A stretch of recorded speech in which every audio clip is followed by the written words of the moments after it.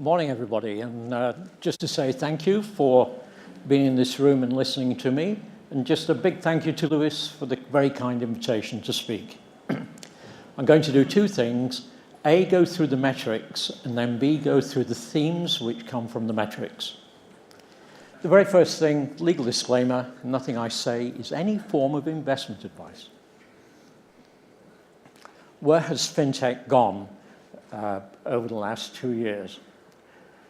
I see it starting off in 2013 at about 6 billion, 2015, 26, 2016, 27 billion, and the running rate is compatible to last year. So the ecosystem has stabilized at about 30 billion investment per year. Where has the money gone geographically? Half of the money, half of the investment broadly, has gone into the United States. 18% into China. The United Kingdom and Europe have about the same level of investment of about 9 billion. India, 6 billion. Canada, 2 billion. Australia, New Zealand, same size as Canada, 2 billion. Southeast Asia at 1 billion. Africa at 0.8, and the rest of the world at 2.5 billion.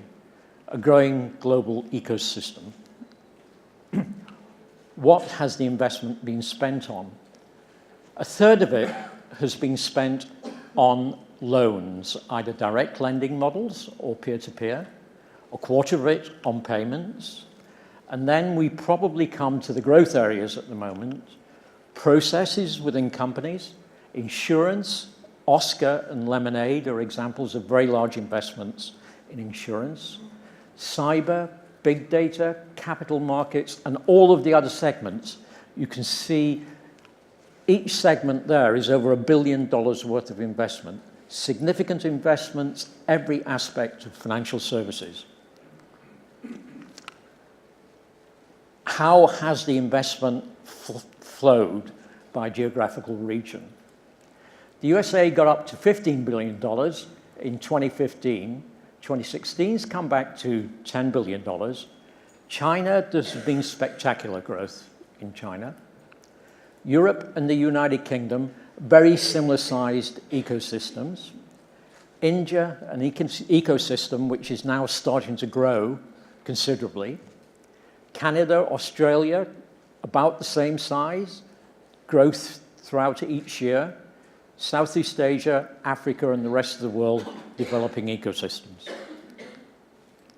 What has been the investment level per market segment? Direct loans is the biggest market segment, and you can see it's still at about $8 billion.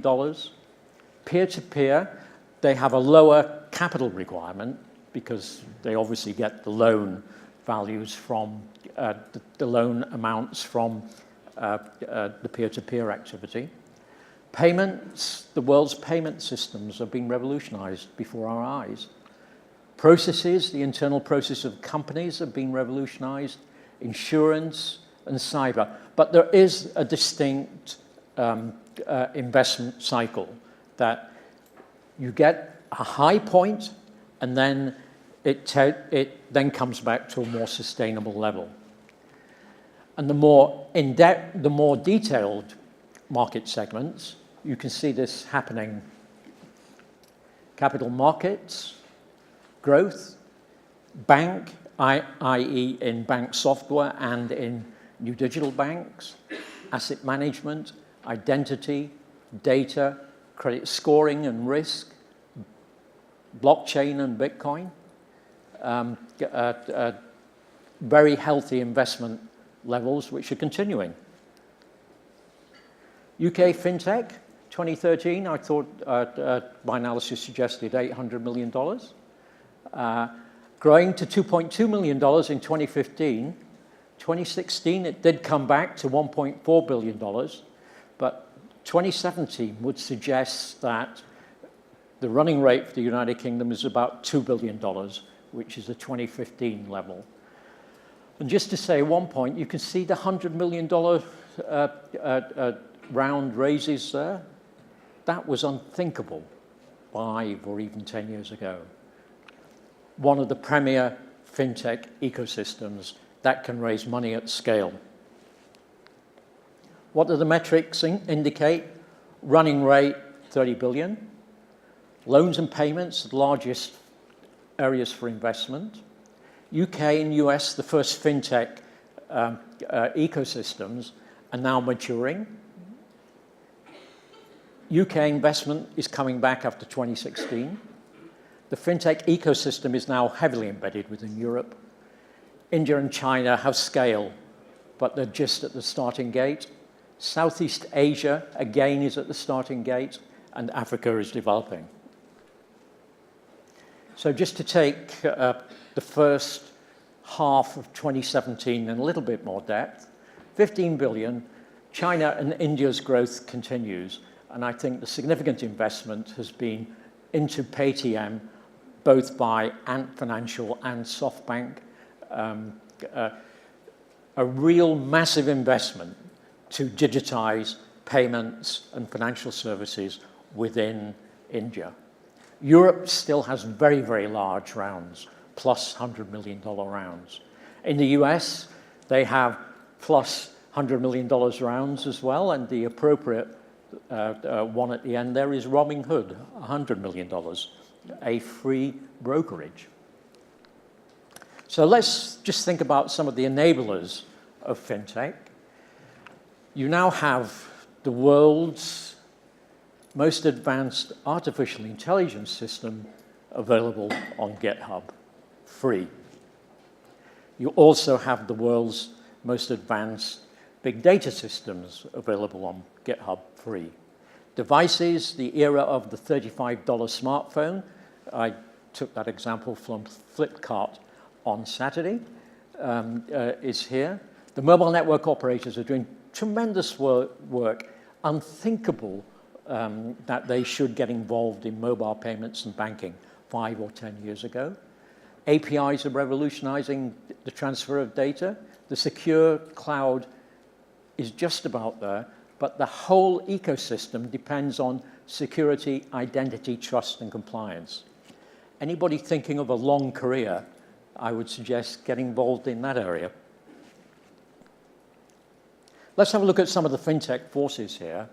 You have disintermediation forces, but they're sandwiched between the emergence of a low-cost financial services delivery system on mobile phones, which I've christened the African model.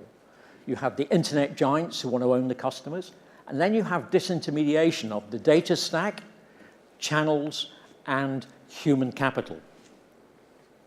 And within the channels, there's a challenge for financial services organizations of customer digital immersion, and the challenge within the human capital is leadership, design, and culture. How can you stop your brightest people, if you're a large financial services organization, your brightest people moving to Google payments, moving to Amazon payments, moving to startups?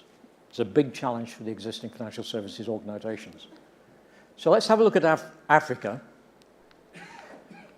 This is the total number of agents and the total number of customers in Kenya, data from the Central Bank of Kenya. On reflection, 10 years ago, Kenya had 4,000 places where you could get money, cash in and cash out, in 2006. Now, there are 160,000 agents you can cash in and cash out. Kenya didn't have an effective means of exchange for the majority of its population. It now has, and let's see what that has done. M-Pesa, which is the largest mobile money company, based on Safaricom, 27% of its total service revenue comes from M-Pesa revenue. This is private sector. This is not World Bank. This is not subsidized money. This is real private market in operation. A tremendous achievement. Mobile payments in Africa commercially stands on its own feet. So you've had that tremendous innovation in Kenya. What has that done? It means that M-Pesa are not sitting on their laurels. all of the devices, all of the channels, all of the mechanisms that you'll find in Western economies are being delivered to enhance the payment channel delivery in Kenya. What has that innovation done? It's generated a massive pay-as-you-go economy, which has now reached 800,000 units for solar panels. And it has potential to move into all of the utilities: water, sewage, electrical microgrids, gas, transport systems. And what has that led to? That has led to the world's first treasury bond available on your smartphone. I can't do this in the United Kingdom, the supposed hub of fintech. Kenya can. Does anybody from government, the United Kingdom government, if you call those actors there, they'll tell you how to do this. And what is the objective? To enhance financial inclusion for economic development. A tremendous achievement. And because you have the backdrop of the mobile payments innovation in Africa, you now have fintech startups in Africa. And exactly the same process is occurring that I observed in 2012 in London throughout Africa. There's going to be a massive, solid, highly innovative fintech innovation ecosystem develop in Africa. It's developing before our eyes at the moment. What do these internet giants want to do? I think they want to take the social conversation, the financial conversation, and monetize it. Let's look at three of them. Uber. You often see, I want to be the Uber of banking, traded as currency amongst fintechs. Actually, Uber is the Uber of banking. They have a highly sophisticated financial services ecosystem under the tip of the iceberg. Payments, loans, Bitcoin, gift cards, tax incentives, they're all there. And every large marketplace has this kind of ecosystem. Amazon Pay, no lines. Amazon Merchant Finance, by stealth, has built up a cumulative loan book of $3 billion in merchant finance. Amazon Go, you can go to the shop and just walk out and pay for everything. Amazon are now moving into physical retailing, and their rewards and incentive strategies are one of the most sophisticated and innovative globally. And then Ant Financial. Ant Financial calls itself a tech fin company. And I just concentrate you on the middle bands: 520 million, 320 million, 100 million, 392, 257 million. Ant Financial have scale. They also have the technology. They understand how to use data, and they are coming in your direction. This is Ant's ecosystems development over the last 12, 13 months. A phenomenal strategic implementation of global growth. Nothing but admiration for them. So it occurs to me that if you're a large financial services company, you may need an internet ecosystem, service or product company, simply to be able to, you need to embed yourself within one, simply to be able to compete with these marketplaces. The disintermediation of data, we've heard about this. This is happening, full stop. I did this, 4 years ago, 40 startup years ago, that how the personal current account's data could be used for a plethora of services. And there are many hundreds now. And the earlier panel gave you an insight into how this is happening. APIs, there's at least 2,000 you can log into. This is real, BBVA, right? Click, sign up. But I think there's the process beyond APIs, and I call it the decomposition of sales channels. And I'll just take you through my thinking on that. At the moment, you have the mobile phone as a platform. However, humans' use of mobile phone is emerging. Nowadays, people use WhatsApp, WeChat, Messenger, and make payments directly within that format. And I think that's a trend which is going to continue. People don't want to move out of an app, go to a payment app, and then make the payment. One tap, or even you blink your eyes, you make the payment. And I'll just develop that idea a little bit further.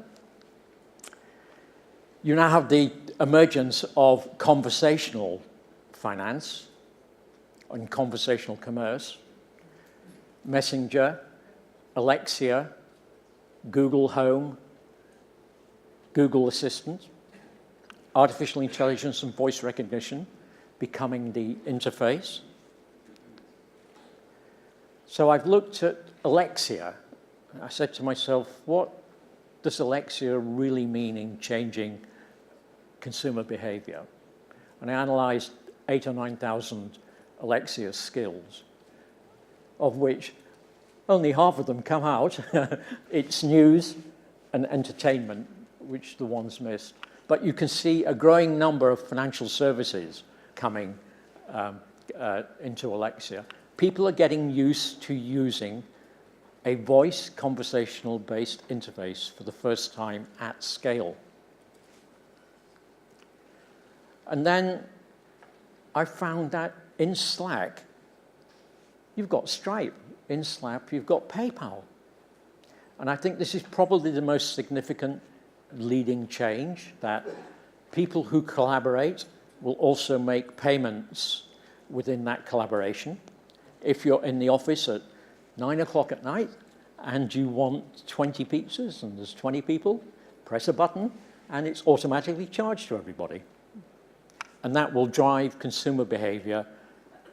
People will want to use their bank in the same way or financial services in the same way. I think I may be wrong. And then you have live bots. Bots are with us. You have Ask My Uncle Sam, that's a tax bot. You have Abe, Clio, and I think it's Plink there at the end. These are out there in the real world, changing the interface, changing the way that people use financial services products. And they're backed by real people. That's just one example of a bot that has over 11 million funding. The use of the bots, TradeShift, a virtual credit card which you can control in real time. It's there, it's working. But there's also a new level of interface, social robotics, just emerging. This may change the behavior of consumers. I don't know. This may or may not. We've had all of these things heralded before. You can see in the far left-hand corner, you have a picture of HAL 9000. That was artificial intelligence for my generation. Perhaps it's eventually arrived. And then artificial intelligence, 4 pillars, I think. You've got the technology, and I think the hardcore mathematical technology is relatively established. And I bracket it all together as deep learning because it's all becoming mashed up. It's not one technique of algorithms or machine learning. It's a multiplicity of techniques. Soft learning, how humans behave in systems, that's just emerging. The mechanisms and processing of artificial intelligence, again, it's just starting. And the governance controls, to me, it seems that they're blank. There are no governance controls over these systems. And the question is, do artificial intelligence systems have cognitive bias? And some preliminary work would suggest, yes, they do. And that's a question for society and politicians to consider. How is deep learning finding itself into financial services? And there I've identified 111 companies which are more focused at financial services. And you can see the points I make there. And I think the most important point I'd like to emphasize is that financial services and fintech companies have got to learn to manage research-level data science. This is something which Google has been doing since day one. And the culture, the building up of teams, the way that these teams work is a completely different way, probably completely at variance to the way that financial services companies operate. However, there are some great examples of artificial intelligence in financial services. This is aesthetic integration, who use AI and algos to validate algos for capital markets. And now the real test, is this real? IKEA are doing it, and you can get a beer bot. So for me, this could be reaching the parts that other user interfaces don't get to. So the UK digital bank and digital challenger market, is it too crowded, immature, or is it lacking in product market fit? There are a lot of companies in this market. They've got significant funding, and they are implementing. When you add the cards to the digital bank market, you find it's even more crowded. However, for me, the cards seem to have a much, much focused proposition, such as OSPA, such as Go, such as Loot. And I think that maybe one of the key factors for success in the long term is this laser focus on a specific market segment. The traditional challenger banks in the United Kingdom, again, there's quite a lot of them. There's a lot of banks, or there's a lot of people trying to get bank licenses as well, and there are a lot of other people out there in the background. I don't see a lot of fintech innovation from these people. The German models, they seem to be separating technology from the bank and not trying to do both. They seem to have a technology department and a bank department. To me, that does seem a very good idea. So what's the fintech response to all these banks? It's to become a bank. Zopa, SoFi have indicated they want to become a bank, and banking licenses have been granted to Adyen. I've still got to confirm that, but definitely to Klarna and Bunk in Holland. So I think with UK digital challenger banks, what you need is patience. It takes 5 to 10 years to build a bank. Ask Metro Bank. It doesn't happen overnight. And you also need the funding for 5 or 10 years. So finally, let's just consider digital assets. The top 3 there are worth, well, last night they were worth 3.2 billion according to CoinMarketCap, and 153 of them are worth 5 billion. Tremendous innovation. This year, we've had $500 or $600 million innovation. And for me, there's a lot of talk about ICOs. Are they safe? Are they, should anybody really invest in them? And for me, it's Von Hieth and Adam Smith versus governance, accountability, and audit. However, I think they are tremendous innovations. And now innovation that's achieving a scale. And they need to be looked at if you're in fintech very carefully. And Lawbot X sort of encompasses the innovation in one company, innovation and fundraising innovation in one company. They're going to do general AI for law. Why do they want to do it? To get investment without giving up control of the company. They're proposing to issue a coin. And to spread the investment risk, not only amongst investors, but amongst their ecosystem. So in summary, the global fintech funding is around 30 billion. India and China are emerging as powerhouses.